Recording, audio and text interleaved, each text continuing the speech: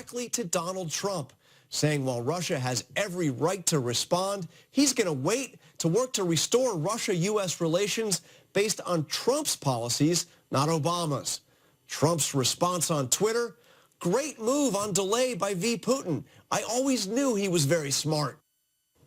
We are joined now by Sean Spicer, the incoming White House Communications Director and Press Secretary, in his first Sunday show interview since being tapped for the jobs by President-elect Donald Trump. Sean, congratulations and thank you for being here. You bet. Good morning. Happy New Year. Happy New Year. So let's start right with the big news this week from President Obama, imposing those sanctions on Russia, expelling those diplomats. Does President-elect Trump agree with those moves, or will he reverse them once he takes office? As he said the other day, he's going to sit down with the Intelligence Committee heads next week, get a full briefing on the situation. I think one of the questions that we have is why the magnitude of this. When you look at 35 people being expelled, 2 sites being closed down, the question is that response in proportion to the actions taken? Maybe it was, maybe it wasn't. But you have to think about that. That's nothing that we haven't seen in modern history. And when we look back, well, we've seen diplomats. But hold on. Let's look at this. Yeah. In 2015, China took over 1 million records, sensitive data, people like me who had worked in the government at any time, classified our personal information, where we live, things that we had written down on our applications or on our security clearances, and not a White House statement wasn't even issued. No action publicly was taken. Nothing. Nothing was taken when millions of people had their private information, including information on security clearances, that was shared. Not one thing happened. So there is a question about whether there's a political retribution here, whether it's versus a diplomatic response. So it sounds like you think these measures may be too much? Well, no. What I think is them is on the table? The president-elect needs to sit down with the heads of the intelligence communities next week and get a full briefing on what they knew, why they knew it, and whether or not the Obama administration's response was in proportion to the actions taken. Maybe it was, maybe it wasn't. We need to have that briefing first. But I would argue that if you look at our history, you haven't seen a response like that in modern history for any action. Well, and when you look at the fact that China did something so egregious in 2015 and the White House did nothing publicly, not even issue a statement, except they sent everyone who had worked in the government a letter saying you get free monitoring of your credit. Right. That's all they did. They took action by sending a letter to us, not even taking an action against China. So what Russia did, we have to wait and see, but it'd be interesting. It's interesting, though, because we see near universal support for these moves from Republicans in Congress. In fact, Mitch McConnell called them a good first step and suggested that Republicans in the Senate may actually move to impose stiffer sanctions as punishment for Russia. Does President-elect Trump oppose those efforts? I think what he's going to do, as I said, is sit down with the heads of the intelligence committees, get a full briefing on what they knew, whether or not and then he can determine whether or not the actions were taken. But as you saw, President Putin said he's not going to retaliate in the way he initially suggested. He wants to wait for President Trump to come in. I think that shows you the power that President Trump has. He's already had unbelievable success domestically with bringing back jobs from Carrier and Sprint. No, hold on. And I think that around the world, foreign leaders are seeing what we're seeing here in this country, which is that business as usual is over.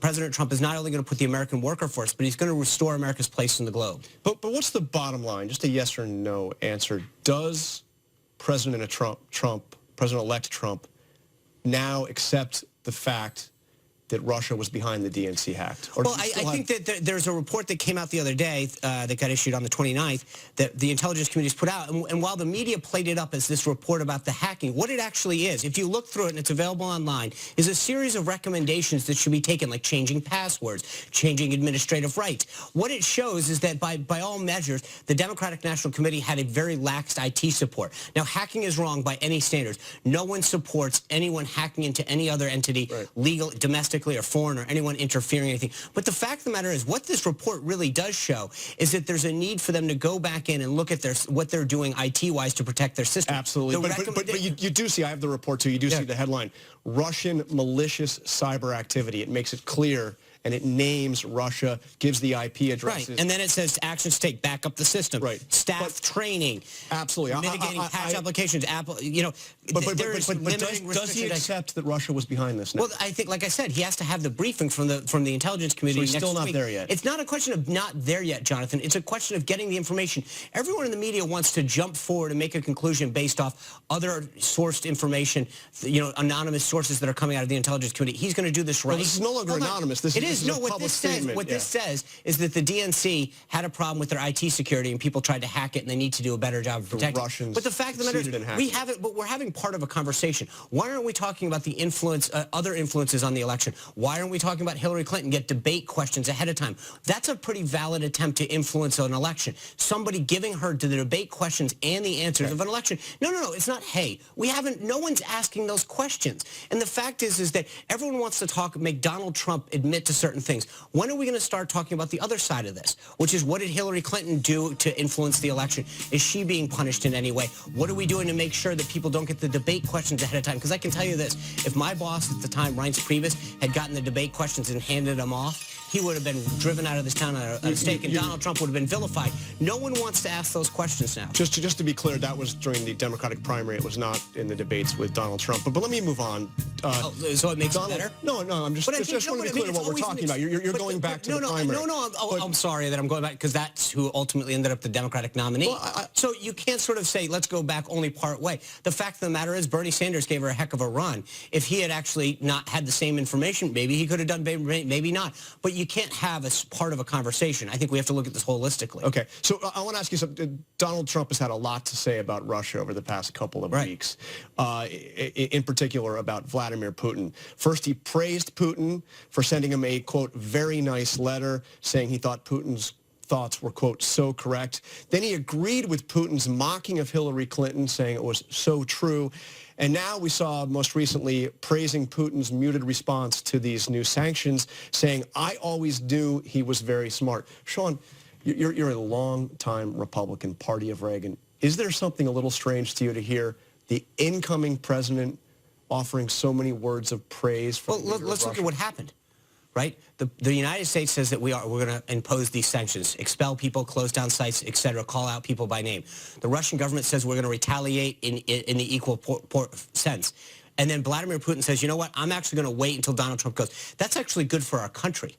So the idea is everyone wants to talk about the tweets he sends, but I'd actually focus on the action that he's getting. Donald Trump's not president yet, and he's getting actions, successes, and wins, both abroad and here at home. Look, everything that he does right now, he speaks with the head of Sprint, gets 5,000 jobs moved from abroad, and everyone starts to mock him. Oh, those jobs were already announced. They weren't. The sales jobs had been previously announced. These jobs are coming from abroad to America. And instead of trying to mock him or undermine him, it's time that people started giving him credit for actually getting things done. So a broader question about Russian-U.S. relations.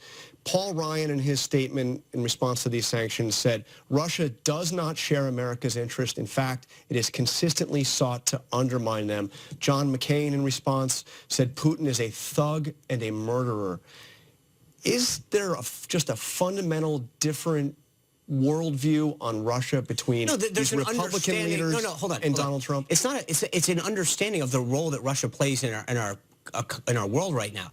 They have the most number of nuclear weapons in the world. You can sit back and say we're not going to have a relationship. They had a failed Russian reset the last 8 years. They wanted to have a relationship with Russia, and they failed. This president's going to have a relationship with Russia and understand that it's in America's interest to have a relationship with Russia where they don't pose a threat to our national economic interests. That benefits every American. And I don't know why we wouldn't support that. At the end of the day, I'm just asking if he views this differently than Republican leaders. What he's viewing this as is a world leader who understands that the United States has two major other growing superpowers, China and Russia. And right now, to have a relationship with Russia, which we don't have, because this administration had a failed reset that didn't go anywhere. And so right now, they want to praise the fact that they don't have a relationship. Donald Trump recognizes that a good leader is going to protect America's interests by making sure that we have a relationship with Russia, that our interests are protected, not theirs. Okay, I want to move on to the inauguration coming up. You've promised, and we've heard from Trump talking about a big start to this administration. Right. What is the one big thing we are going to see after he takes the oath of office? It's going to be not one big thing. It's going to be many big things. On day one, he's going to sign a series of executive orders do two things. One is repeal a lot of the regulations and actions that have been taken by this administration over the last 8 years that have hampered both economic growth and job creation. And then secondly, do the same on a forward-thinking thing. He's going to start implementing things. He's going to bring a new brand to Washington. He's going to institute a lobbying ban. 5 years, it's very forward-thinking. What have we had in the past is people who've looked in the rearview mirror. This time we're thinking forward. If you want to serve in a Trump administration, you're going to serve this country, not yourself. And so there's going to be a 5-year ban on people going off to be lobbyists or a lifetime ban on anyone who wants to serve a foreign government. So you're the incoming press secretary and communications director. I've got to ask you about what we saw in the New York Times last week. Headline about Trump talking about expanding U.S. nuclear ability. But what struck me was the subhead, statement on Twitter. In the beginning of the second paragraph, Mr. Trump's statement in a mid-afternoon Twitter post. Here, big front page headlines generated by a mid-afternoon Twitter post. Is that what we're going to see? I mean, you're the press secretary. Sure. What are we doing? Why not? So major policy but I think that done via Twitter? With all due respect, I think it freaks the mainstream media out that he has this following of over 45+ million people that follow him on social media, that he can have a direct conversation. Yeah. He doesn't have to have it funneled through the media. This is going to be a business as usual is over, as I've said before. There's a new sheriff in town. He's going to do things first and foremost for the American people. So we're still going to see a lot of Twitter as You're going to see, absolutely, you're going to see Twitter. Why? He had said on 60 Minutes that he was going to cut back. You know what? The fact of the matter is that when he tweets, he gets results. So whether it's Twitter, holding a news conference, picking up the phone, having a meeting, he is going to make sure that he continues to fight for the American people every single day. A bottom line, are you going to have regular White House press briefings? Absolutely. Some way. You know, some of them will be on camera, some of them will be off, but absolutely, we understand the importance of no more daily televised press briefings? No decisions have been made, but we're looking at every single facet of government and figuring out, can we do better? We'll sit down with the White House Correspondents Center, Correspondents Association. I've already had reporters reach out and say, hey, we've got some ideas. This is about, we understand that we have a message to get out and successes that we want the American people to understand. So we'll use every tool possible, and absolutely we'll sit down and make sure that on a daily basis the press is informed. And regular presidential press conference. Absolutely. All right, Sean Spicer, incoming press secretary.